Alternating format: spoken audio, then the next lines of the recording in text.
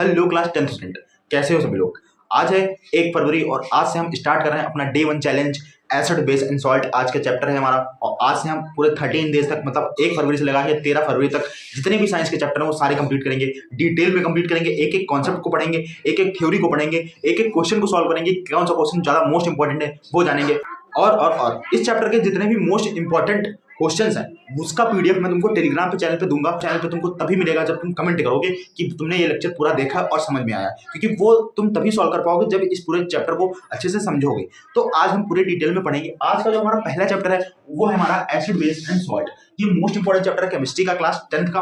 तो इसमें से हमको क्या करना है, अभी सबसे पहले तो तुम अपनी कॉपी निकाल लो और तुम्हारा एम होना चाहिए। सबसे पहले तो उस पर एम लिखो कि हमारा एम होगा 100/100 मतलब 100/100। साइंस में 2026 पेपर में तो कुछ भी नहीं पढ़ रखा है। एम होना चाहिए 100/100 का होना चाहिए। तो अपने कॉपी के सबसे ऊपर लिख लो कि 100/100 हमको स्कोर करना है। अगर तुमने अभी तक कुछ नहीं पढ़ रहा तब भी ये मार्क्स हमारे अभी भी आ सकते हैं। 13 डेज के अंदर हम लाएंगे इसको और प्रूव करेंगे इसको। तो कमेंट करो, प्रॉमिस करो कि हम 100/100 लाएंगे। तो बिना टाइम वेस्ट किए चैप्टर को स्टार्ट करते हैं। हमारा सबसे पहला chapter acid base and salt और सबसे पहले इसमें पढ़ेंगे एसिड के बारे में। तो देखो एसिड बेस और सॉल्ट ये होते क्या हैं। तो on the basis of chemical behaviour मतलब केमिकल के बिहेवियर के हिसाब से कोई भी केमिकल होगा, उस केमिकल का कोई भी केमिकल होता है वो कैसा बिहेवियर करता है, तो उसके बिहेवियर के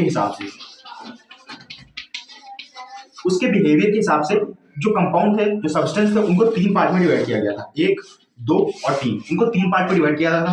पहला था तुम्हारा एसिड, दूसरा था बेस और तीसरा था तुम्हारा सॉल्ट, SALT सॉल्ट। तो ये किसके बेसिस पे डिवाइड किया है, ये केमिकल बिहेवियर की बेसिस पे डिवाइड किया गया है एसिड बेस और सॉल्ट। तो ये जो एसिड बेस और सॉल्ट चैप्टर का नाम है, ये किसके बेसिस पे डिवाइड किया गया, ये क्वेश्चन पूछ सकता है। On the basis of chemical behaviour acid base and salt को डिवाइड किया गया है। यहाँ पे हम एसिड के बारे में पढ़ेंगे कि एसिड क्या होते हैं, फिर बेस क्या होते हैं, फिर सॉल्ट क्या होते हैं। तो सबसे पहले हेडिंग डालते हैं एसिड। एसिड होते क्या है, जनरली तो सबको पता है जो एसिड होते हैं ऐसे होते हैं सब्सटेंस जो खट्टे होते हैं। ये एक तो उसकी प्रॉपर्टी हो गई। दूसरी जो बेसिस होते हैं वो कैसे होते हैं, वो कसरैले होते हैं मतलब खट्टे, एकदम अजीब सा स्वाद लगता है उसको। जैसे कि साबुन वगैरह टेस्ट कर लो, मुंह में अगर साबुन चला जाता है तो वैसा टेस्ट होता है, तो वैसे। और नमक तो सबने टेस्ट कर रखा होता है, NaCl कॉमन सॉल्ट जो हम सबने खाया रखा है, तो वो तो सॉल्ट हो गया। लेकिन इनकी प्रॉपर्टीज और क्या होती है, कैसे होती है, इनकी डेफिनेशन कैसे होती है, किन किन साइंटिस्टों ने इसको डिस्क्राइब किया, वो सारे डिटेल में जानेंगे।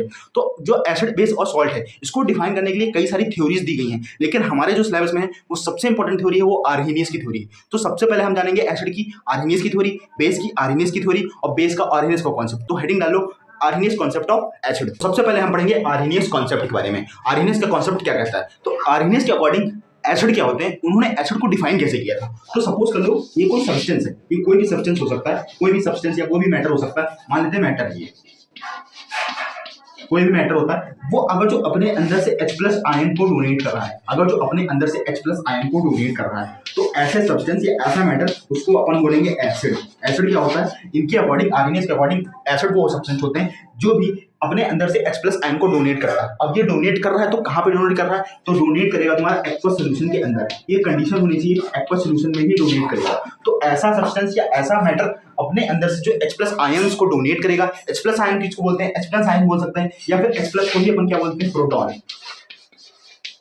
तो H+ आयन ही प्रोटॉन कहलाता है। इसके अकॉर्डिंग एसिड क्या होते हैं, तो ऐसे मैटर या ऐसा सब्सटेंस जो H+ आयंस को डोनेट करता है कहाँ, एक्वस सॉल्यूशन के अंदर, या इसी को प्रोटॉन बोलते हैं। अब इस H+ को प्रोटॉन क्यों बोलते हैं, प्रोटॉन इसको क्यों बोलते हैं, तो देखो 1H1 ये हमारा हाइड्रोजन होता है। अब हाइड्रोजन के पास एक इलेक्ट्रॉन होता है और एक ही प्रोटॉन होता है। अगर जो इसके अंदर से एक इलेक्ट्रॉन निकल गया तो बचा क्या, इसके पास फिर एक ही प्रोटॉन बचा ना, तो इसलिए इसके पास एक इलेक्ट्रॉन निकल जाता है और इसके पास प्लस का चार्ज आ जाता है, वो हो जाता है तुम्हारा प्रोटॉन, इसलिए इसको प्रोटॉन बोलते हैं। तो ये हमारी एसिड की डेफिनेशन हो गई, किसके अकॉर्डिंग, अकॉर्डिंग टू आर्हेनियस। इन्होंने कॉन्सेप्ट बताया था, क्या बताया था, दो substance which donate H+ ion in the aqueous solution. हमारा जो एग्जांपल की बात करें तो ये हमारा HCl।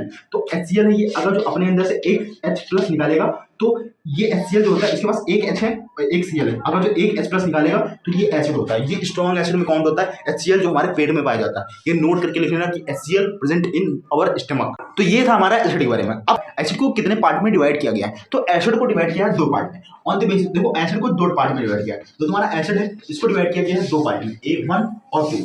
एक तो पार्ट है on the basis of source, on the basis of source, source मतलब वो एसिड आए कहां से, वहां से। और दूसरा डिवाइड किया गया on the basis of H+ ion, on the basis of H+ ion, H+ ion के बेसिस पे, on the basis of H+ ions. Source के आधार से जो एसिड होते हैं वो तुम्हारे 2 टाइप के होते हैं। एक तो तुम्हारा होता है ऑर्गेनिक एसिड, एक होता है तुम्हारा ऑर्गेनिक एसिड जो तुमने सबने पढ़ रखा होगा, एक होता है इनऑर्गेनिक एसिड, इनऑर्गेनिक एसिड। तो दो टाइप के बेसिस पे डिवाइड किया गया है। एक तो एसिड को दो टाइप में डिवाइड किया गया है, एक तो सोर्स के बेसिस पे, सोर्स के बेसिस पे दो टाइप के हैं, एक ऑर्गेनिक एसिड, दूसरा इनऑर्गेनिक एसिड। उसके बाद जो H प्लस आयन के बेसिस पे, उसके बेसिस पर कई टाइप के हो सकते हैं। जैसे पहला हो सकता है एमबीए जो तुम्हारी डिग्री होती है उसकी बात नहीं कर रहा हूँ, एमबीए बताऊंगा क्या होता है। उसके बाद डीबीए, उसके बाद टीबीए, उसके बाद पीबीए। ये चार टाइप से एसिड हो सकते हैं। तो एसिड को दो टाइप से डिवाइड किया गया है, एक तो on the basis of H plus ion और दूसरा on the basis of source. Source के आधार पर दो टाइप्स के हैं, कौन कौन से, एक तो ऑर्गेनिक एसिड है, दूसरा इनऑर्गेनिक एसिड है। On the basis of source के अलावा H प्लस आयन के बेसिस पे पहला है एमबीए, डीबीए, टीबीए और पीबीए। ये एमबीए बीबीए टीबीए है क्या, तो देखो एमबीए मतलब मोनो बेसिक एसिड, एमबीए का मतलब होता है मोनो बेसिक एसिड, डीबीए का मतलब डाई बेसिक एसिड, टीबीए का मतलब ट्राई बेसिक एसिड और पीबीए का मतलब पॉली बेसिक एसिड। ये चार टाइप के एसिड होते हैं। अब जैसे ये होता क्या है, तो मान लो कोई भी सब्सटेंस है, मान लो अपने ये कोई सब्सटेंस है, ये अपने अंदर से एक H प्लस निकाल रहा है, एक H प्लस निकालेगा तो उसको बोलेंगे मोनोबेसिक एसिड। तो अगर जो अपने अंदर से एक H प्लस निकाल रहा है, H प्लस की संख्या अगर जो एक है निकाल रहा है अपने अंदर से, तो उसको बोलेंगे मोनोबेसिक एसिड। अगर जो वही H प्लस जो निकाल रहा है वो दो H प्लस निकाल रहा है तो उसको बोलेंगे डाइबेसिक एसिड। अगर जो वो तीन निकाल रहा है तो उसको बोलेंगे ट्राइबेसिक एसिड। और तीन से ज्यादा अगर जो निकाल रहा है, अगर जो मोर देन थ्री निकाल रहा है, मोर देन थ्री, अगर जो तीन से ज्यादा निकाल रहा है, मोर देन थ्री, अगर थ्री से मोर देन निकाल रहा है H प्लस तो उसको बोलेंगे पॉलीबेसिक एसिड। तो ये तो नॉर्मल क्लासिफिकेशन था, ये तो तुम देख के बता सकते हो कि एमबीए है, डीबीए है, टीबीए है, पीबीए, क्योंकि उसमें तुमको दिख रहा होगा कितने H प्लस निकले हैं। किसी भी सब्सटेंस में जितने H प्लस निकले होंगे वो उस टाइप का एसिड हो जाएगा। अगर उसमें तीन से ज्यादा निकले तो उसको पीबीए बोल देते हैं, पॉलीबेसिक एसिड। अगर जो तीन से कम निकले हैं तो एमबीए, डीबीए या टीबीए, इसमें से कोई एक एसिड होगा। तो इनका नाम है on the basis of H plus ion के।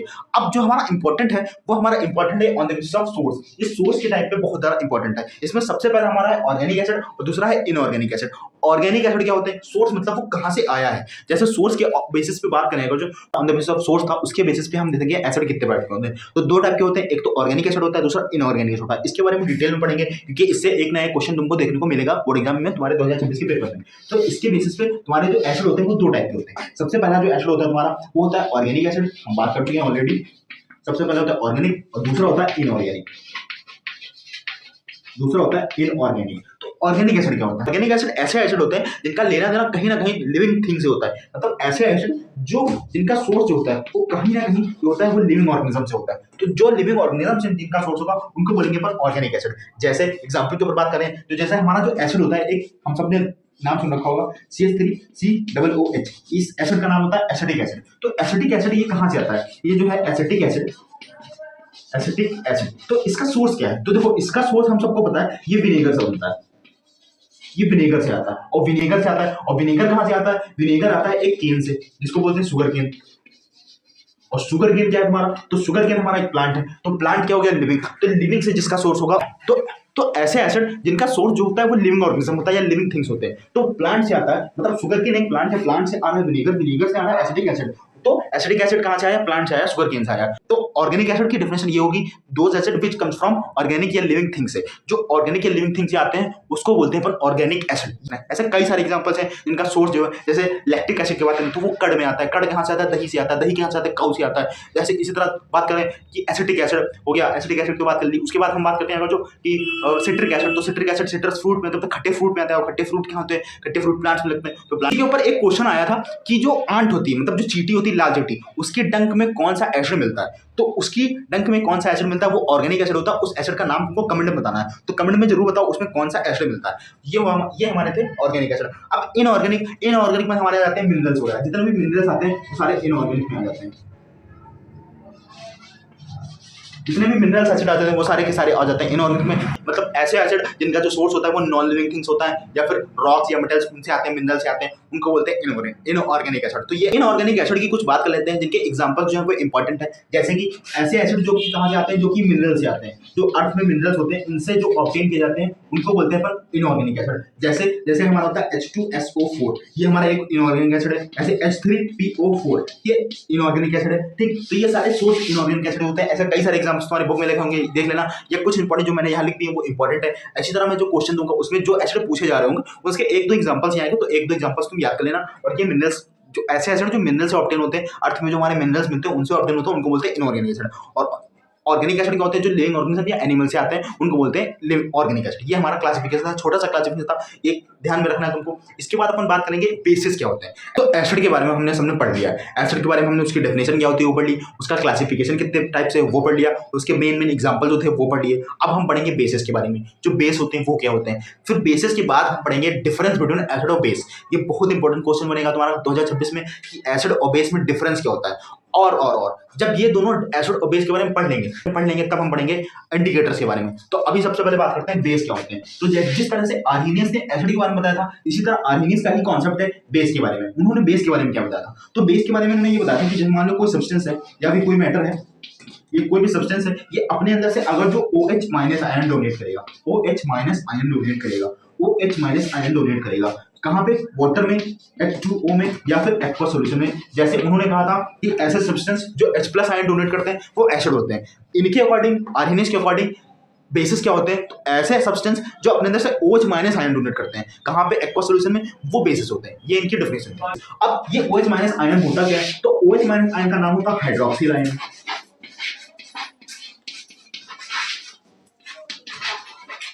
जैसे H प्लस को बोलते हैं प्रोटॉन, इसी तरह OH माइनस को बोलते हैं हाइड्रोक्सिल आयन। H प्लस को बोलते हैं प्रोटॉन, इसी तरह इसको बोलते हैं हाइड्रोक्सिल आयन। जैसे एग्जांपल है हमारा NaOH, तो NaOH इसमें से ये OH को डोनेट कर देगा तो ये हमारा हो जाएगा बेस, मतलब NaOH। इसका नाम क्या है, सोडियम हाइड्रोक्सिल। इसको नाम क्या बोलते हैं, इसको सोडियम हाइड्रोक्सिल या NaOH। NaOH इसी तरह और एग्जांपल होते हैं जैसे KOH तो KOH डोनेट कर देगा। इसी तरह होता है KOH और बहुत सारे एग्जांपल होते हैं। तो ये दो एग्जांपल मेन है, एग्जांपल याद रखना। ये दो एग्जांपल ऐसे जिसमें KOH लगा होगा, वो सारे जो अपने अंदर से OH माइनस को डोनेट करेंगे, मतलब हाइड्रोक्सिल आयन को डोनेट करेंगे। कहां पे डोनेट करेंगे, इंपॉर्टेंट है, एक्वा सॉल्यूशन और वाटर के अंदर। उसको बोलेंगे बेसिस अकॉर्डिंग टू आर्हेनियस। ये आर्हेनियस ने ही कॉन्सेप्ट दिया था, तो ये कॉन्सेप्ट तुम नोट कर लो। और इसकी डेफिनेशन क्या है, कैसे लिखोगे, तो डेफिनेशन कैसे बनाओगे, दो substance which donate OH minus ion in aqua solution और water known as basis according to Arrhenius. और इसमें एक तुमको कॉन्सेप्ट बताऊंगा एसिडिटी और बेसिसिटी का। तो एसिडिटी और बेसिसिटी क्या होती है, इसके बारे में डिटेल में जानेंगे। तो सबसे पहले ये नोट कर लो, उसके बाद बताते हैं एसिडिटी बेसिसिटी बारे में। एक छोटा सा कॉन्सेप्ट आता है एसिडिटी और बेसिसिटी। ये बहुत इंपॉर्टेंट कॉन्सेप्ट है। एसिडिटी और बेसिसिटी होती क्या है, देखो यार, एसिडिटी क्या होती है, बेसिसिटी क्या होती है। तो एसिडिटी और बेसिसिटी का कॉन्सेप्ट क्या होता है, तो एसिडिटी तुमने कई लोगों से सुना होगा कि आज एसिडिटी बन रही है, इनो ले आते हैं या फिर अजीब अजीब का नमक का घोल पी लेते हैं तो एसिडिटी सही हो जाती है। तो एसिडिटी क्या होती है और बेसिसिटी क्या होती है, इसके बारे में जानेंगे। तो देखो, एसिडिटी क्या होती है और बेसिसिटी क्या होती है, या ये याद रखना कि जो एसिडिटी होती है वो होती है बेस की, एसिडिटी जो होती है वो बेस की होती है, और जो बेसिसिटी होती है वो होती है एसिड की, वो होती है एसिड की। लेकिन हम उल्टा बोल देते हैं, एसिडिटी, हम एसिडिटी नाम सुनते हैं, एसिडिटी नाम सुनते हैं तो लगता है हमको एसिड की एसिडिटी होगी, एसिड की वजह से एसिडिटी बन रही है। लेकिन नहीं, एसिडिटी बनती है वो बेस की वजह से बनती है। एसिडिटी जो होती है वो बेस की होती है और बेसिसिटी जो होती है वो एसिड की होती है। तो जो हम लोग बोलते हैं एसिडिटी, वो एसिडिटी नहीं होती है, वो बेसिसिटी बोलना चाहिए उसको, क्योंकि वो एसिड की वजह से होती है। जब पेट में एसिड बनता है, जब जलन होती है, तो वो एसिड की वजह से होती है, तो इसलिए उसका नाम बेसिसिटी होना चाहिए। लेकिन हम बोलते हैं क्या, उसको एसिडिटी बोल देते हैं, वो गलत कॉन्सेप्ट है। यहाँ से याद रखना कि जो एसिडिटी होती है, एसिडिटी वो बेस की होती है और जो बेसिसिटी होती है वो एसिड की होती है। अब ये होता क्या है, तो आर्हेनियस, अभी आर्हेनियस ने बताया था कि आर्हेनियस के अकॉर्डिंग कि OH माइनस की डोनेट करेंगे वो क्या होंगे, वो बेस होंगे। और एसिड क्या होते हैं, जो H प्लस की डोनेट करेंगे उस वाटर में एक्वा सॉल्यूशन है उसको बोलते हैं एसिड। तो OH माइनस और H प्लस आयन को डोनेशन को ही, मतलब आयंस को डोनेट कर रहे हैं, जो H प्लस को डोनेट कर रहे हैं वो एसिड, जो OH माइनस को डोनेट कर रहे हैं वो बेसिस। ये तो हमारा एसिड और बेस की डेफिनेशन थी। तो एसिडिटी बेसिसिटी क्या होती है, कितने नंबर में OH plus OH minus donate कर रहा है, मतलब कितने अपने अंदर से OH माइनस डोनेट कर रहा है, उसके नंबर को ही बोलते हैं एसिडिटी। कोई भी सब्सटेंस या कोई भी बेस अपने अंदर से कितने OH माइनस कितने डोनेट कर रहा है, कितने नंबर में डोनेट कर रहा है, उस नंबर को बोल देते हैं एसिडिटी। और जो H प्लस कितने नंबर में डोनेट कर रहा है उसको बोलते हैं बेसिसिटी। तो फिर तुम ही बताओ, ये एसिडिटी बेसिसिटी का कॉन्सेप्ट है। अगर जो एसिड बनना है तो वहां पे तो number of H plus ion donate होंगे, तो number of H plus ion donate होंगे तो उसको तो बेसिसिटी बोलना चाहिए, फिर एसिडिटी क्यों बोलते हैं। और यहाँ पे OH माइनस डोनेट करेगा, जब OH माइनस डोनेट करेगा तभी उसको बोलेंगे एसिडिटी। तो एसिडिटी क्या होती है, जब नंबर ऑफ OH माइनस देखेंगे कितने number of OH minus donate कर रहा है, वही उसकी एसिडिटी या बेसिसिटी होती है। जैसे हमारा HCl है, तो HCl है हमारा, HCl अपने अंदर से एक H प्लस निकालेगा तो इसकी एक जो है एक H प्लस, तो इसकी एसिडिटी, इसकी बेसिसिटी जो हो गई वो एक हो गई, इसकी बेसिसिटी एक हो गई। इसी तरह अगर बेस की बात करें तो NaOH है, तो NaOH ये अपने अंदर से एक OH माइनस डोनेट करेगा, एक OH माइनस डोनेट करेगा, तो ये OH माइनस एक इसकी क्या हो गई, एसिडिटी हो गई। तो ये कॉन्सेप्ट है एसिडिटी और बेसिसिटी का, ये याद रखना बहुत इंपॉर्टेंट कॉन्सेप्ट है। जो अपने अंदर से H प्लस निकालेगा उसको बोलेंगे एसिड, और कितने नंबर में निकालेगा वो उसकी बेसिसिटी कहलाती है, और जो अपने अंदर से OH माइनस निकालेगा कितने नंबर में निकालेगा वो उसकी एसिडिटी कहलाती है। एसिडिटी बेसिसिटी में एसिडिटी एसिडिटी जो होती है वो बेस की होती है, एसिडिटी जो होती है वो किसकी होती है, वो बेस की होती है, और बेसिसिटी क्या होती है, वो एसिड की होती है। ये कॉन्सेप्ट याद रखना।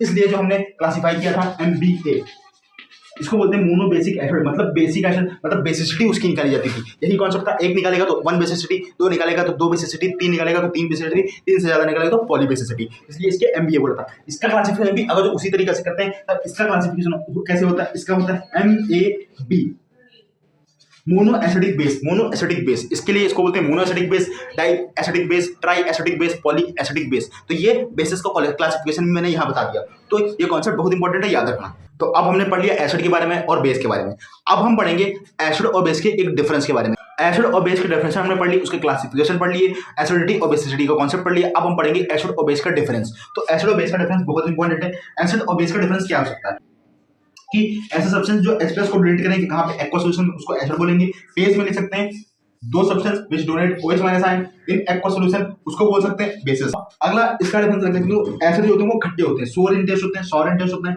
बेस जो होते हैं वो बिटर इन टेस्ट होते हैं, मतलब कसरेले टाइप के होते हैं। फिर एसिड जो होता है वो टर्न कर देता है blue litmus to red. Litmus क्या होता है, लिटमस क्या होता है, इंडिकेटर क्या होता है, वो सब जानेंगे। लेकिन अभी याद रखना कि लिटमस को, ये ब्लू लिटमस को रेड में कन्वर्ट कर देगा, और जो बेसिस होता है वो रेड लिटमस को ब्लू में कन्वर्ट कर देगा। ये तीन डिफरेंस है, इंपॉर्टेंट डिफरेंस है, याद रखना। पेपर में आएगा तो लिख देना। इसके अंदर जो हमने पढ़ी है लिटमस के बारे में, तो ये एक इंडिकेटर होता है। अब इंडिकेटर, हमारा नेक्स्ट टॉपिक है इंडिकेटर, तो हेडिंग डालो इंडिकेटर और ये डिफरेंस लिख लो। अब हम बात करते हैं हमारे चैप्टर का सबसे इंपॉर्टेंट टॉपिक, वो है इंडिकेटर्स। इंडिकेटर्स क्या होते हैं, तो इंडिकेटर्स ऐसे सब्सटेंस होते हैं जो कि टेल्स करते हैं, विच टेल्स सब्सटेंस जो है वो एसिड है या बेस है। मान लो तुम्हारे पास कोई गिवन सब्सटेंस है, यहाँ पे कोई भी गिवन सब्सटेंस होगा, ये गिवन सब्सटेंस है, ये एसिड है या बेस है, ये कौन बताएगा। तो इसको बताने के लिए जो होता है हमारे सब्सटेंस इंडिकेटर्स होते हैं। तो इंडिकेटर्स क्या होते हैं, ऐसा सब्सटेंस जो एसिड या बेस हो वो बताएगा, उसको बोलते हैं इंडिकेटर्स। अब ये इंडिकेटर्स कई टाइप के होते हैं, हमारे क्लास सिलेबस में जो वो तीन टाइप के हैं। एक तो नेचुरल इंडिकेटर है, दूसरा सिंथेटिक है, तीसरा ऑल्फैक्टरी इंडिकेटर्स है। Natural indicator, synthetic, olfactory. Natural indicator क्या होते हैं, ये कुछ नेचुरल सब्सटेंस होते हैं जो नेचर में पाए जाते हैं, हमारी नेचर में पाए जाते हैं। जैसे कि हल्दी हो गई हमारी, ये नेचर में पाई जाती है, और लिटमस हो गया हमारा, वो भी नेचर में बनाया जाता है। ठीक, तो ये ऐसे सब्सटेंस होते हैं जो कि नेचर में पाए जाते हैं, और वो बताते हैं कि एसिड होगा कि बेस होगा, उनकी हेल्प से बताएंगे। अगर जो ये उनकी उनकी हेल्प से बताएंगे हम सब्सटेंस एसिड होगा या बेस होगा। इसी तरह सिंथेटिक इंडिकेटर, ये लैब में हम बनाए रखे हैं, हमने लैब में बनाया है, हम हमारे द्वारा साइंटिस्टों को द्वारा बनाया गया हुआ लेबोरेटरी के अंदर वो सब्सटेंस होते हैं, वो बताते हैं कि वो सब्सटेंस एसिड है या बेस है, तो उनको सिंथेटिक में आ जाता है। फिर एक होता है ऑल्फैक्टरी इंडिकेटर। ऑल्फैक्टरी इंडिकेटर क्या होता है, हमारे जो नोज होती है, यहाँ पे नोज में यहाँ पे एक नर्व मिलती है जिसको बोलते हैं ऑल्फैक्टरी नर्व, जो कि स्मेल के लिए रिस्पॉन्सिबल होती है। तो इसलिए इस इंडिकेटर का नाम रखा गया है ऑल्फैक्टरी इंडिकेटर। ऑल्फैक्टरी इंडिकेटर इसको क्यों बोलते हैं, क्योंकि ये अपनी गंध मतलब ओडर, ये जो ओडर लिखा हुआ है इसको ओडर, इसको मतलब जो हमारी गंध होती है, मतलब ऑल्फैक्टरी नर्व होती है, ये स्मेल की रिस्पॉन्सिबल होती है, इसलिए इसका नाम ओडर रखा जाता है। मतलब ये एसिड और बेस के साथ अपनी स्मेल को चेंज कर देता है। जैसे उसकी स्मेल पहले कुछ और होगी और उसमें एसिड या बेस मिलाएंगे तो उसकी स्मेल कुछ चेंज हो जाएगी, उसके बेसिस पे इसको ऑल्फैक्टरी इंडिकेटर बोलते हैं। तो ये तीन टाइप के इंडिकेटर है। सबसे पहले पढ़ेंगे नेचुरल इंडिकेटर, इसमें कौन कौन से आते हैं, एग्जाम्पल इंपॉर्टेंट है। उसके बाद सिंथेटिक में इसमें कौन से आते हैं, एग्जाम्पल इंपॉर्टेंट है। इसके बाद ऑल्फैक्टरी, इसमें कौन से आते हैं, एग्जाम्पल्स इंपॉर्टेंट है। तो ये हमारे हैं कुछ एग्जाम्पल्स इंडिकेटर्स के। जैसे नेचुरल इंडिकेटर के हमारे दो एग्जाम्पल हमारे सिलेबस में, जो कि तुम्हारा लिटमस है और हल्दी है। हल्दी मतलब टर्मरिक। तो हल्दी हमारी कैसी होती है, येलो कलर की होती है, और लिटमस कैसा होता है, लिटमस के ऊपर डिटेल में बात करेंगे। इन दोनों के ऊपर कैसा बिहेवियर रहता है एसिड के अंदर और बेस के अंदर, वो हम डिटेल में जानेंगे। अभी तुम एग्जांपल्स के नोट कर लो कि टर्मरिक और लिटमस ये हमारा दो नेचुरल इंडिकेटर के एग्जांपल है। इसी तरह जो हमारा सिंथेटिक है वो हमारा ये है फिनोल्फिनीन और मिथाइल ऑरेंज, और जो ऑल्फैक्टरी है वो ऑनियन और क्लोव ऑयल। ये एग्जांपल्स हैं इसके, ये तुम याद रखो ऑल्फैक्टरी इंडिकेटर के। और इसके अंदर इसका बिहेवियर, इनका बिहेवियर कैसा रहेगा वो जानेंगे। तो इसके लिए जाने से लिए हमको इसमें क्या करना है, सबसे पहले एक तरफ लिखेंगे हम ऊपर एसिड, इधर लिखेंगे एसिड, तो इसी तरह तुम भी एसिड लिख लो, और इधर लिखेंगे बेस, और इधर फिर लिखेंगे हम इंडिकेटर। जैसे सबसे पहला हमारा इंडिकेटर है लिटमस, और फिर हमारा है हल्दी मतलब टर्मरिक, फिर है मिथाइल ऑरेंज, मिथाइल ऑरेंज, और फिर है हमारा फिनोल्फिनीन।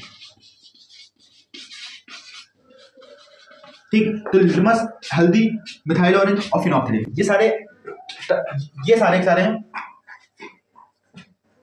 ये चारों हमने इंडिकेटर लिखे हैं, ये चारों हमने इंडिकेटर लिखे हैं क्योंकि वो तो स्मेल देंगे, तो वो तो अपना कुछ कलर, वो तो अपना कुछ एसिड और बेस के साथ चेंज नहीं करेंगे, वो उनकी या तो स्मेल रहेगी या तो स्मेल वो लूज कर देंगे, तो वो तो स्मेल रिटेन करेंगे या तो स्मेल लूज कर देंगे, तो उनकी तो अलग ही चीज हो गई। लेकिन इसमें से कैसे याद करोगे, तो लिटमस क्या करते हैं और हल्दी क्या करती है,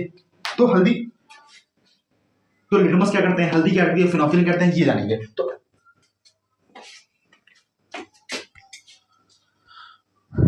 एसिड तो इंडिकेटर्स का बिहेवियर एसिड और बेस के साथ कैसा रहता है वो जानते हैं। देखो, जो हमारा लिटमस है, तो लिटमस एसिड में अगर जो एसिड में डालेंगे तो रेड होगा। लिटमस का एसिड में कलर कैसा होता है, रेड कलर का होता है, और बेस में उसका कलर होगा ब्लू कलर का होगा। इसी तरह जो हल्दी होती है वो हल्दी येलो कलर की होती है नेचुरली, ठीक, जो कि एसिडिक में होता है। अगर जो इसमें बेस मिला देंगे तो ये रेड कलर की हो जाएगी। जैसे कि तुमने हल्दी देखा होगा, हल्दी में अगर जो चूना मिला देते हैं, हल्दी होता है, हल्दी में अगर चूना मिला देते हैं तो चूना जो होता है वो रेड कलर का हो जाता है, जैसे हम टीका वगैरह बनाते हैं। तो जो हल्दी होती है वो येलो कलर की होती है, और उसमें अगर जो बेस मिला देंगे तो वो कैसा हो जाएगा, वो रेड कलर का हो जाएगा। इसी तरह मिथाइल ऑरेंज, वो स्टार्टिंग में एसिड के साथ रेड कलर की होगी, अगर जो उसमें तुमने बेस मिला दिया तो वो येलो कलर का हो जाएगा। और इसी तरह फिनोक्सिलिन जो होती है वो कलरलेस होती है, स्टार्टिंग में वो एसिड के साथ कलरलेस होगा, अगर उसमें एसिड मिलाओगी तो वो कलरलेस हो जाएगा, और अगर उसमें बेस मिलाएंगे तो पिंक कलर का हो जाएगा। ये तुमको याद रखना है, इसमें से ये याद रखो और ये एग्जांपल याद रखो। इसी तरह अगर जो ओल्फैक्टरी की बात करें तो ओल्फैक्टरी, इसमें तुमको एक चीज याद रखनी है कि जो एसिड होते हैं वो रिटेन करते हैं, मतलब एसिड जो होते हैं वो अपनी स्मेल जो होती है, अगर जो उसमें तुम एसिड, मतलब ओल्फैक्टरी इंडिकेटर्स है उसमें अगर तुम इसमें उसमें ओल्फैक्टरी इंडिकेटर्स का जो तुम ओल्फैक्टरी इंडिकेटर्स के अंदर अगर जो तुमने मिला दिया है क्या एसिड, अगर तुमने उसमें एसिड मिला दिया तो उसकी स्मेल वैसे ही रहेगी जैसे उसकी ऑलरेडी थी, जैसे उसकी पहली थी। जब मान लो ऑनियन जैसे महकता है तो उसमें एसिड मिला तो वो वैसा ही रहेगा,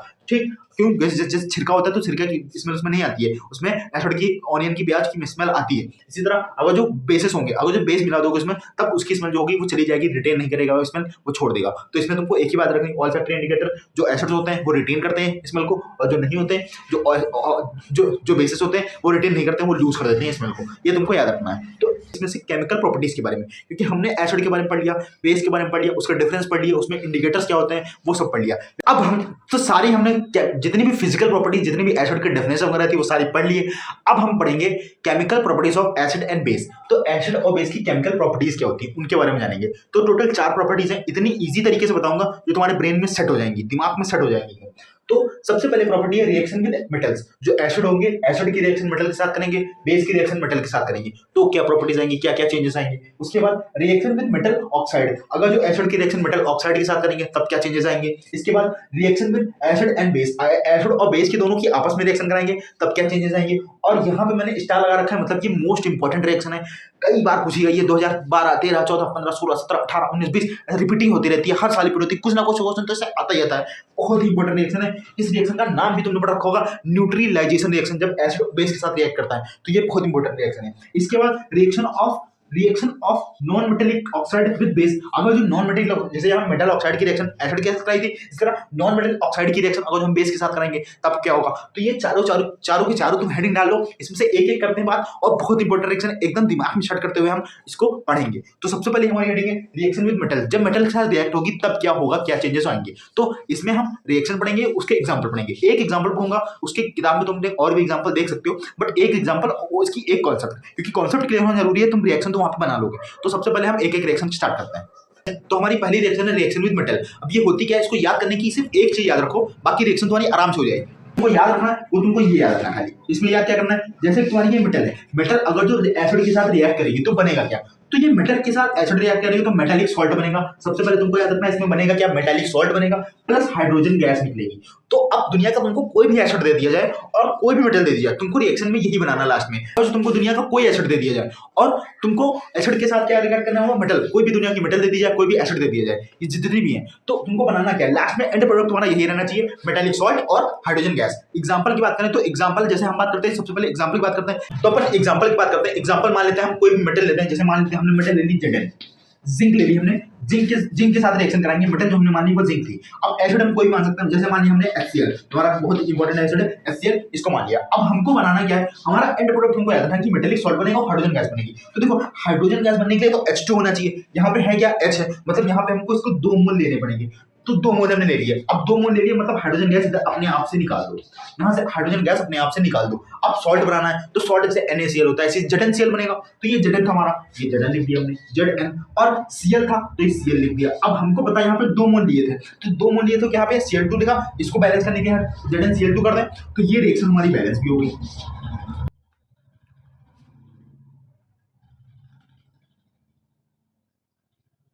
देखो चेक करो, ये Zn हमने ली मेटल और यहाँ पे 2HCl ले लिया। अब 2HCl के साथ हमको पता है यहाँ पे बनेगा क्या, मेटालिक सॉल्ट बनेगा। तो मेटालिक सॉल्ट हमने क्या बना दिया, ZnCl2, क्योंकि यहाँ पे 2 मोल ले लिए। अब H2 गैस निकलेगी, सबसे पहले तो H2 गैस निकाल ली। अब दुनिया का यहाँ पे कोई भी एसिड ले ले, कोई भी मेटल ले ले, तुमको बनाना क्या है, एक मेटालिक सॉल्ट बनाना, दूसरा हाइड्रोजन गैस मेटालिक सॉल्ट। अब रिएक्शन पहले तुम बनाओ, उसके बाद बैलेंस करना तुमने सीख ही रखा होगा, नहीं सीख रखा होगा कोई बात नहीं, हम जब वो चैप्टर पढ़ेंगे, पहले वाला चैप्टर जो केमिकल रिएक्शन वाला है, तो ये चैप्टर बहुत आसान हो जाएगा। सिर्फ ऊपर का याद रखना है जो मैंने ये लिखा है। अब यहाँ पे कोई भी मेटल दे, Zn दे दे, HCl दे दे, एसिड दे दे, H2SO4 दे दे, कोई भी एसिड दे दे, कोई मेटल दे दे, एल्युमिनियम, Zn, कुछ भी एटम दे दे, तो तुमको बनाना क्या है, यही मेटालिक सॉल्ट और हाइड्रोजन, बस इतना ही बनाना है। इसके अलावा तुमको कुछ नहीं बनाना, तुमको ऊपर का याद रखना है, ठीक। सबसे पहले हमारी रिएक्शन थी ये, हमारी रिएक्शन हमने कर दी फिनिश। अब इस रिएक्शन को नोट कर लो, एग्जांपल इसके 2 अलग आके प्रैक्टिस कर ले। सेकंड रिएक्शन की बात करते हैं, reaction with metal oxide. Second reaction है हमारी reaction with metal oxide. Second reaction हमारी मेटल ऑक्साइड के साथ, मतलब हमको यहाँ पे क्या लेना है, तुमको इसमें भी याद रखना क्या, सबसे पहले तो मेटल ऑक्साइड लेना चाहिए। मेटल ऑक्साइड क्या होता है बताएंगे, मेटल ऑक्साइड ले लेंगे और उसकी रिएक्शन करेंगे एसिड के साथ। एसिड के साथ मेटल ऑक्साइड की रिएक्शन एसिड के साथ करेंगे। तो मेटल ऑक्साइड ले लिया और एसिड ले लिया। अब मेटल ऑक्साइड क्या होता है, तो मेटल ऑक्साइड वो होता है कि मेटल के साथ कोई ऑक्सीजन लगाओगे, अगर जो मेटल के साथ ऑक्सीजन लगा होगा तब उसको मेटल ऑक्साइड बोल देंगे। उसकी रिएक्शन एसिड के साथ करनी है। बनेगा क्या, जैसे वहां पे बनता था इसी तरह यहाँ पे रिएक्शन होगी। वहां पे जैसे सॉल्ट मेटालिक सॉल्ट बनता था, इस तरह यहाँ पे भी सॉल्ट बनेगा। बस इतना फर्क है, वहां पे वाटर हाइड्रोजन गैस निकलती थी, यहाँ पे बन जाएगा वाटर, तुम्हारा H2O निकल जाएगा। जैसे एग्जांपल की बात करें तो जैसे हमारा मेटल ऑक्साइड होता है, जैसे मान लेते हैं Cu, ये हमारा Cu है, ये Cu मेटल है, ठीक, कॉपर है, Cu जो है वो मेटल है। अब इसके साथ O लगा देंगे तो ये मेटल ऑक्साइड हो गया, ये CuO मतलब मेटल ऑक्साइड होगा। अब इसकी रिएक्शन अपन कर देंगे HCl के साथ, HC बनेगा क्या, वाटर बनेगा। सबसे पहले तो इधर तो हमने वाटर निकालना है, वाटर निकाल दिया हमने। अब वाटर निकालने के लिए यहाँ पे H2 होनी चाहिए, मतलब ये 2 मोल होगा, 2 मोल होगा तो H2 निकल गया, एक O था निकल गया। अब ये Cu बचा, यहाँ पे Cl2 बचा, तो CuCl2 ये सॉल्ट बन गया, CuCl2 प्लस H2O, ये रिएक्शन बैलेंस हो गई। अब ये हमारी थी कौन सी, रिएक्शन विद मेटल सॉल्ट या metal reaction with metal acid. तो ये रिएक्शन याद रखना, तुमको यहाँ पे खाली यही चीज याद रखनी है, कोई भी एसिड दे दे, कोई मेटल ऑक्साइड दे दे, कोई भी एसिड दे दे, तो यही रिएक्शन करनी है। तो सिंपल। फिर बात करते हैं अपनी थर्ड सबसे most important reaction, neutralization reaction. तो हम यहाँ पे थर्ड रिएक्शन की बात करेंगे, reaction with acid and base. Acid and base, तो एसिड और बेस के बीच में रिएक्शन होगी तब क्या बनेगा। तो इसमें तुमको याद रखना है कि जब एसिड जो होगा वो रिएक्ट करेगा किसी भी बेस के साथ रिएक्ट करे, ठीक, बनेगा क्या, बनेगा वही हमारा क्या, सॉल्ट,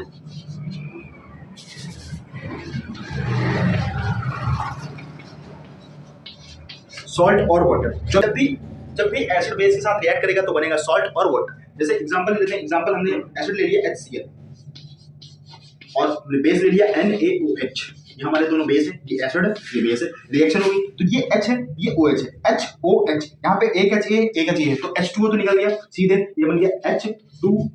ये एक H था, ये एक H था, 2 H हो गए तो H2 निकल गया, एक O था वो निकल गया, बना क्या, ये बना Na, ये बना Cl, तो हमारा बन गया NaCl। ये सबसे इंपॉर्टेंट रिएक्शन है, इसको बोलते हैं neutralization reaction. When acid react with base, as the result of this salt and water are formed is known as neutralization reaction. This is known as neutralization reaction.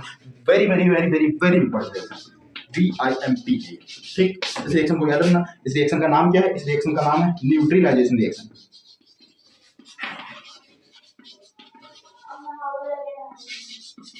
इस reaction का नाम है neutralisation reaction. तो ये neutralization reaction बहुत important reaction है, इसको note कर लो। लास्ट रिएक्शन हमारी reaction with non metal oxide with basis.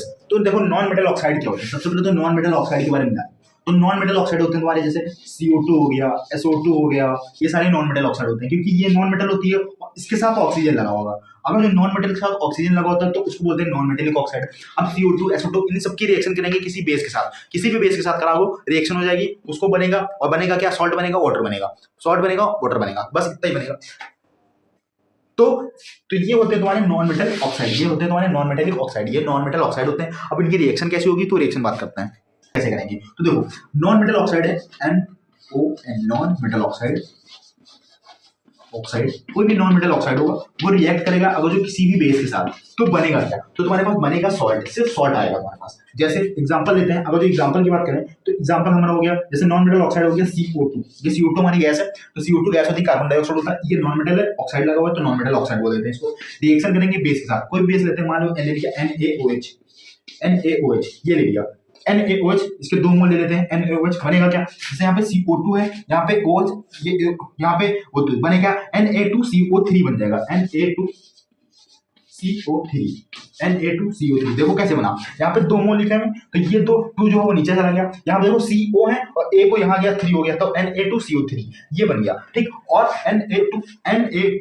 Na2 और CO3 ये बन गया, ठीक, तो ये तुम्हारा सॉल्ट बन गया Na2CO3, NaHCO3, ये कंप्लीट रिएक्शन हो गई। तो chemical properties of basis and acid, ये तुम्हारी चार केमिकल प्रॉपर्टीज ऑफ एसिड और बेस थी, ये चारों की चारों बहुत important chemical properties of acid और बेस हैं दोनों, ये चारों इंपॉर्टेंट है। तो ये चारों इंपॉर्टेंट, इसमें तुमको न्यूट्रलाइजेशन रिएक्शन बहुत ही खास करके ध्यान रखना है, बहुत इंपॉर्टेंट है, कई सार रिपीट हुई है। तो ये तुम्हारी केमिकल प्रॉपर्टीज थी। अब इसके बाद हम स्टार्ट करेंगे अपना एक पोर्शन हमने कंप्लीट कर लिया यहाँ पे, जो कि तुम्हारा एसिड था, बेस था, तो एसिड और बेस अपने कंप्लीट कर लिया पूरा डिटेल में, ठीक। अभी इसमें छोटा सा टॉपिक बचा वो पीएच स्केल के बारे में, तो पीएच एसिड और बेस के बारे में यहाँ तक हमारा पूरा कंप्लीट हो गया है। इसके बाद एसिड स्ट्रॉन्ग एसिड कौन सा होगा, वीक एसिड कौन सा होगा, ये बताने के लिए पीएच स्केल बनी थी, तो इसके बारे में पीएच के बारे में जानेंगे, फिर उसके बाद अपन सॉल्ट पे स्विच कर जाएंगे। फिलहाल जो मेन टॉपिक था तुम्हारा एसिड और बेस, वो यहाँ तक कंप्लीट हो गया है।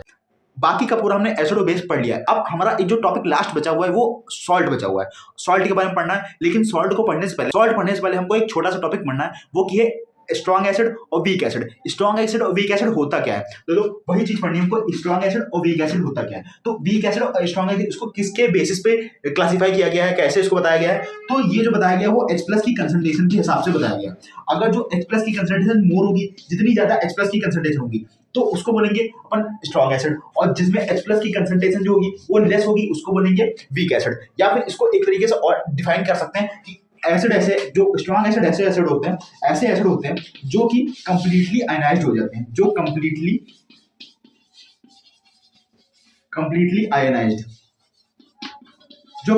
आयनाइज्ड हो जाते हैं, वो कैसे एसिड होते हैं, वो स्ट्रॉन्ग एसिड होते हैं। और जो पार्शली आयनाइज्ड होते हैं, पार्शली या इनकम्प्लीटली पार्शली आयनाइज्ड, जो पार्शली आयनाइज्ड होते हैं या फिर इनकम्प्लीटली आयनाइज्ड होते हैं उनको बोलते हैं वीक एसिड। जैसे हमारा अगर एग्जांपल की बात करें तो जो एसिड होते हैं स्ट्रॉन्ग एसिड, उसमें से अगर हम बात करें HCl की, तो HCl के पास एक H है जो कि अगर जो एक्वस सॉल्यूशन में जाएगा तो H+ और Cl- में टूट जाएगा, इसमें जो H+ है इसमें एक ही H था वो भी टूट गया, मतलब ये कंप्लीटली आयनाइज्ड हो गया।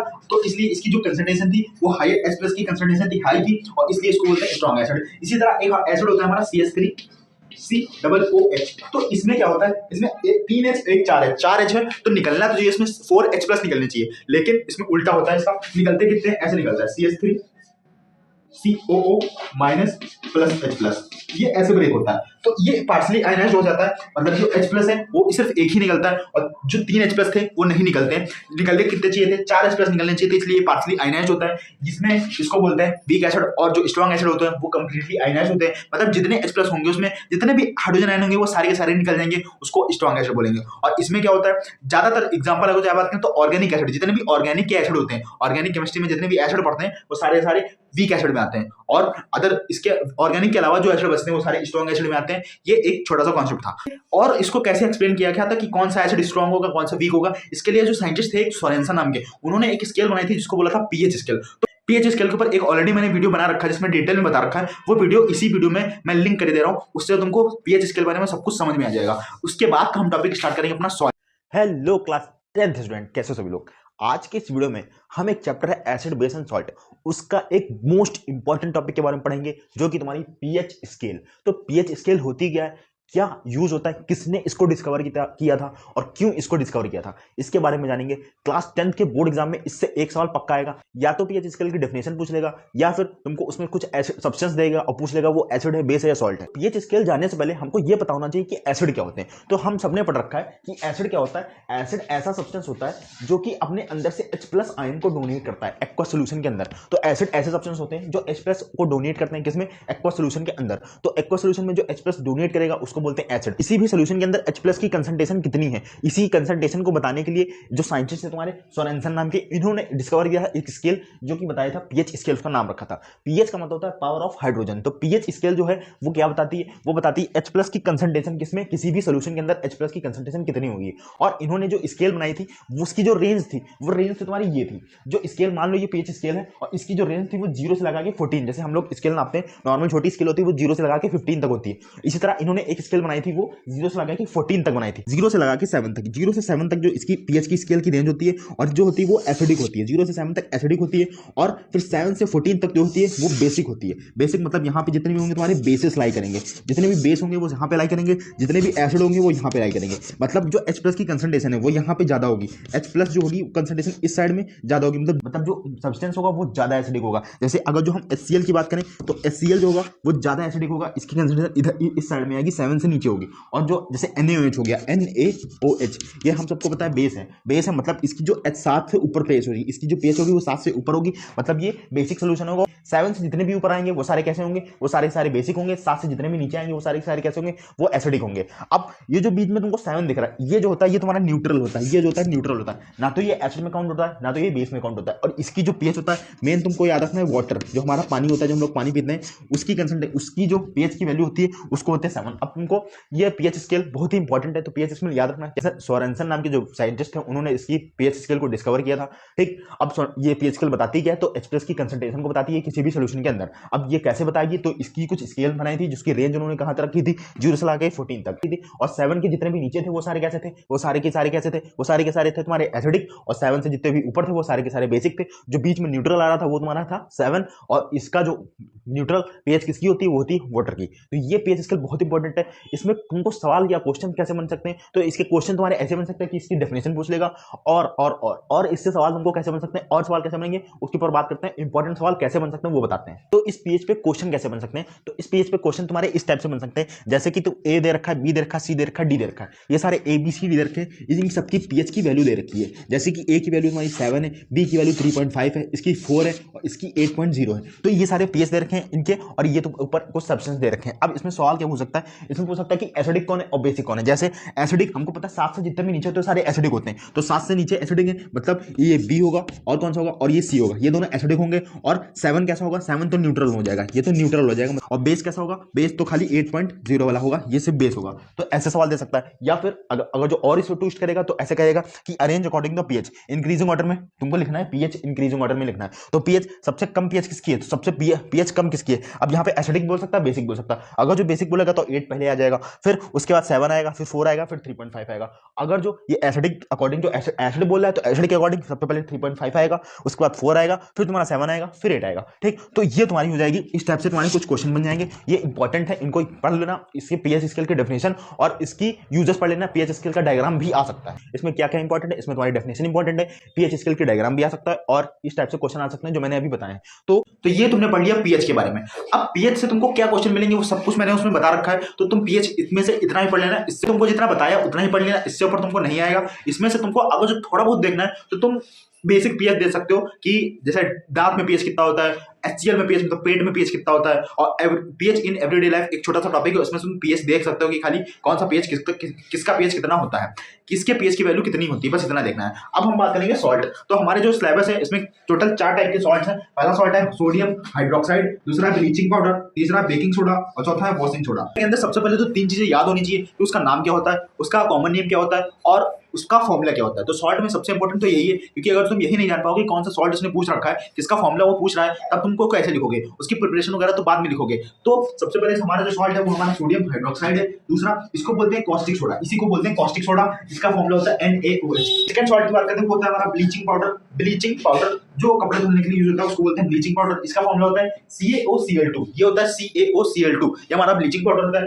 तो जो थर्ड होता है वो हमारा होता है बेकिंग सोडा, जो हमारे खानों में यूज होता है, ठीक। उसका फॉर्मूला होता है NaHCO3, NaHCO3, ये हमारा बेकिंग पाउडर हो गया या बेकिंग सोडा हो गया। उसके बाद आता है वॉशिंग सोडा या फिर इसी को बोलते हैं Na2CO3.10H2O। Na2CO3.10H2O यही होता है फॉर्मूला Na2CO3.10H2O। ये होता है फॉर्मूला इसका वॉशिंग सोडा का। तो ये टोटल 4 टाइप के सॉल्ट्स थे। इसमें सबसे पहले जो मोस्ट इंपोर्टेंट सॉल्ट होगा वो सोडियम हाइड्रोक्साइड होगा। इसमें एक प्रोसेस आती है क्लोर एल्कली प्रोसेस, जो बहुत इंपॉर्टेंट है, जिसकी प्रिपरेशन होती है। तो इसको कैसे प्रिपेयर करते हैं, कैसे बात है, तो इनकी सारी डिटेल में बात करते हैं। सबको बोलते हैं 2NaCl। ये रिएक्शन होती कैसे, तो ये रिएक्शन होती है 2NaCl प्लस H2O। ये जो है हमारा नमक है, कॉमन सॉल्ट है, और उसमें पानी डालते हैं थोड़ा। ये दोनों जो आपस में मिक्सचर करते हैं तब इनकी कराते हैं इलेक्ट्रोलाइसिस। इनकी यहाँ पे कराते हैं इलेक्ट्रोलाइसिस। और इलेक्ट्रोलाइसिस के बाद जो हमें ऑब्टेन होता है सब्सटेंस, वो होता है तुम्हारे 2NaOH, जो कि तुम्हारा कॉस्टिक सोडा है, और Cl2 गैस और H2 गैस। ये दोनों गैसेस प्रोड्यूस होती हैं। अब इस प्रोसेस को एक नाम रखा गया, इस प्रोसेस का नाम होता है क्लोर एल्कली प्रोसेस। क्लोर एल्कली प्रोसेस क्यों? क्योंकि इसकी जो इलेक्ट्रोलाइसिस होती है वो कराई जाती है, और इस इलेक्ट्रोलाइसिस को ही बोलते हैं अपन क्लोर एल्कली प्रोसेस। क्यों? क्योंकि यहाँ पे जो Cl2 है ये एक क्लोर ऑफ क्लोरीन बन रहा है, यहाँ पे इसको क्लोर ऑफ क्लोरीन बोलते हैं। और यहाँ पे NaCl एल्कली बनता है, मतलब NaOH जो है वो एल्कलाइन है, तो इसलिए यहाँ पे इस प्रोसेस को बोलते हैं क्लोर एल्कली प्रोसेस। और यहाँ पे तुमको याद रखना, जो इलेक्ट्रोलाइसिस होती है तब यहाँ पे 2 टाइप के नोड्स लगाए जाते हैं, मतलब 2 टाइप की सेल टाइप की लगाई जाती है। एक एनोड होता है, एक कैथोड होता है। तो ये भी पूछ सकता है कि किस जगह पे तुमको क्लोरीन ऑप्टेन होती है और किस जगह पे तुमको H2 गैस ऑप्टेन होती है। पॉजिटिव जो एनोड होता है वहां पे तुमको प्रोवाइड होगी तुम्हारी Cl2 गैस, मतलब ये होगा एनोड पे प्रोवाइड। जो एनोड होता है वहां पे Cl2 गैस तुमको प्रोवाइड होगी, जो H2 गैस तुमको ऑब्टेन होगी वो होगी कैथोड पे। तो ये तुम्हारा था क्लोर एल्कली प्रोसेस। इसमें तुमको यही याद रखना है इसका फॉर्मूला क्या होता है, इसका कॉमन नेम क्या होता है, इसका साइंटिफिक नेम क्या होता है, और इसका प्रोसेस क्या होती है। तो इसकी प्रोसेस क्लोर एल्कली प्रोसेस बहुत इंपॉर्टेंट है। इस बार बोर्ड एग्जाम हो सकता है आ जाए, ये प्रोसेस याद रखना, क्लोर एल्कली प्रोसेस। यही आएगा क्वेश्चन आएगा, define the what is chlor alkali process या what do you mean by chlor alkali process, इस टाइप से क्वेश्चन आ सकता है, तो इसको याद रखना। अब बात करते हैं अपन सेकंड टॉपिक, जो हमारा सेकंड सॉल्ट है उसके ऊपर। सेकंड सॉल्ट हमारा है ब्लीचिंग पाउडर। तो ब्लीचिंग पाउडर कैसे बनता है? ब्लीचिंग पाउडर में डालते हैं अपन CaOH का होल ट्वाइस, CaOH का होल ट्वाइस, जिसको स्लेक्ड लाइम बोलते हैं। ये जो हमारा फॉर्मूला लिखा हुआ है स्लेक्ड लाइम का, SLAKED, स्लेक्ड लाइम। ये स्लेक्ड लाइम है, इस स्लेक्ड लाइम से ही हमारा बनता है स्लेक्ड लाइम। इसमें क्या डालते हैं, इसमें Cl2 गैस डाल देते हैं। जब Cl2 गैस डाल दोगी तो CaO है, यहाँ पे CaO और यहाँ पे जो Cl2 है ये इसके साथ बन जाएगा, यहाँ से H2O निकल जाएगा, तो H2O निकल गया, तो ये तुम्हारा वॉशिंग सोडा का फॉर्मूला हुआ। ठीक, अब ये तुम्हारा ब्लीचिंग, ये तुम्हारा जो फॉर्मूला हो गया वो ब्लीचिंग पाउडर का फॉर्मूला हो गया। इसी तरह जो हमारा बेकिंग सोडा होता है, ये कैसे बनता है? ये बनता है NaCl, NH3, CO2 और H2O। इन चारों का मिक्सचर जब करते हैं, जब इन चारों को मिलाते हैं, इन चारों की रिएक्शन कराते हैं, तो ये जो Na और H है तो NaH बन जाएगा, और यहाँ पे CO है तो CO2 एक O यहाँ से, एक O यहाँ से, तो CO3 गैस बन जाएगी, NaHCO3 ये बन जाएगा, और NH4Cl सेपरेट हो जाएगा। ये एक फॉर्मूला होता है जिसको बनाते हैं बेकिंग सोडा का। तो ये दोनों रिएक्शन तुमको याद रखनी है, इंपॉर्टेंट रिएक्शन है। कैसे ये रिएक्शन 2-3 बार लिख के देखोगे तुमको याद हो जाएंगी। इसमें तुमको पढ़ना क्या है, इसके तुमको यूजेस पढ़ लेने हैं। जैसे ब्लीचिंग पाउडर का यूज अपन क्लोरोफॉर्म बनाने की यूज कर सकते हैं, और बेकिंग सोडा का यूज कर सकते हैं एंटासिड के फॉर्म में यूज करते हैं। जैसे कि किसी की एसिडिटी हो जाती है, जो टैबलेट दी जाती है वो एंटासिड की, जैसे इनो वगैरह घोल लेते हैं, तो वो बेकिंग सोडा के लिए यूज होता है। तो ये इसके यूजेस याद रखने हैं। अब अपन लास्ट फोर्थ पढ़ेंगे, जो कि हमारा इस चैप्टर का लास्ट टॉपिक है, और उसके बाद ये चैप्टर कंप्लीट हो जाएगा। इसमें से मैंने तुमको जितना इंपॉर्टेंट है वही खाली पढ़ाया है, जितना तुम्हारा इस साल पेपर में आ सकता है, और अच्छे से तुमको रिवाइज कराया है। तो अब बात करते हैं वॉशिंग सोडा। वॉशिंग सोडा बनता कैसे है? तो वॉशिंग सोडा कैसे बनता है? वॉशिंग सोडा का जो फॉर्मूला होता है वो फॉर्मूला होता है Na2CO3.10H2O। तो ये जो स्टेप हो, ये जो फॉर्मूला बना हुआ है वॉशिंग सोडा Na2CO3.10H2O, ये कैसे बनता है? इसको बनाने के लिए 3 स्टेप इन्वॉल्व होते हैं। ये जो रिएक्शन होती है इसकी जो प्रिपरेशन होती है 3 स्टेप में होती है। जैसे नंबर 1 स्टेप जो होता है, जो हमारा CaOCO3 होता है, जो CaCO3 होता है, कैल्शियम कार्बोनेट जो होता है, इसको क्या करते हैं अपन हीट कर देते हैं, और बनेगा क्या, CaO और CO2 गैस अलग हो जाएगी। जो CaO है ये अलग हो जाएगा और CO2 अलग हो जाएगा। इसको हीट करने पर, सिर्फ डेल्टा मतलब हीट करने पे, इसको हीट करेंगे तब ये दोनों चीजें अलग हो जाएंगी। अब जब ये अलग हो जाएंगी तब इसके बाद जो एक प्रोसेस, अब ये जब अलग हो जाएंगी तो इसके बाद जो हमने अभी सोडा बनाया, सेकंड रिएक्शन होगी जो एज इट इज सेम होती है, मतलब हमको बेकिंग सोडा बनाना है। जैसे हमारा जो वॉशिंग सोडा बनाना, जैसे हमने बेसिक बेकिंग सोडा बनाया था, सेम एज इट इज वही रिएक्शन होगी जो ब्रिंग करके बनाया था। इसको ब्रिंग एक ये NH3 गैस और CO2 गैस को ब्रिंग के अंदर रखते हैं, वो एक प्रोसेस होती है। उसके बारे में डिटेल में नहीं पढ़ना, तुमको सिर्फ रिएक्शन याद रखना है कि ये वाली रिएक्शन होगी सेम एज इट इज जैसे हमने बेकिंग सोडा बनाया था, जो कि फॉर्मूला आया था हमारा NaHCO3, जो कि डाउन वैसे रिएक्शन, इसके पहले जस्ट रिएक्शन जो इसके पहले पड़ी थी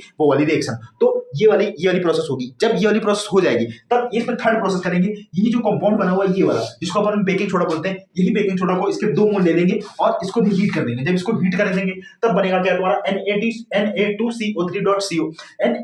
तब तुम्हारा बनेगा Na2CO3। ये तुम्हारा क्या बना हुआ, इसको बोलेंगे एनहाइड्रस सोडियम। एनहाइड्रस, ये जो हमारा वॉशिंग सोडा बना हुआ है ये एनहाइड्रस सोडियम हाइड्रेट है। ये बनाएंगे अपन बेकिंग सोडा। जब बेकिंग सोडा बन जाएगा तब बेकिंग सोडा को करेंगे हीट, इसके बेकिंग सोडा के 2 मोल ले लेंगे और उसको भी करेंगे हीट। जब इसको हीट कर देंगे तब तुम्हारा जो बनेगा Na2CO3 और CO2 गैस निकलेगी। जब Na2CO3 ये जो बना है ये एनहाइड्रस होगा। एनहाइड्रस मतलब यहाँ पे H2O नहीं होगा, मतलब पानी नहीं होगा।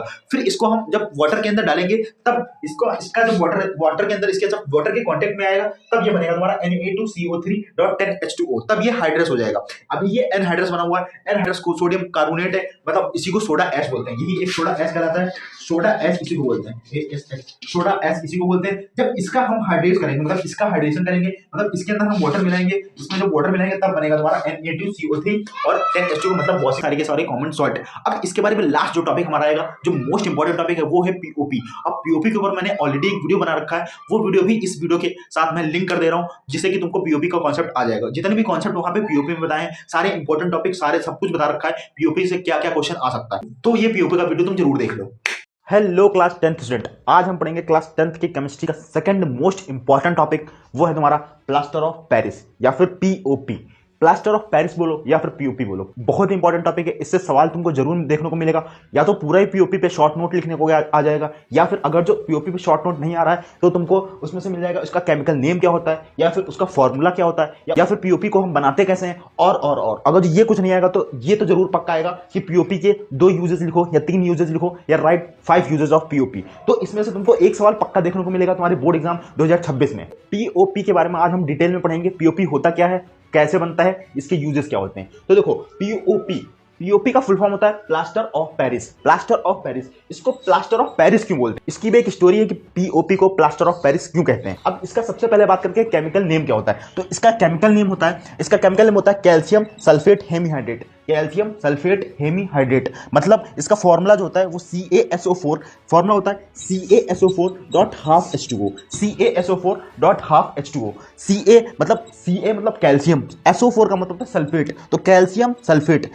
सल्फेट, हेमीहाइड्रेट मतलब आधा हाइड्रेट, आधा H2O, हाफ H2O लगा हुआ है इसलिए हेमीहाइड्रेट। तो ये कैल्शियम का फॉर्मूले से ही उसका नाम बन जा रहा है कि कैल्शियम सल्फेट हेमीहाइड्रेट।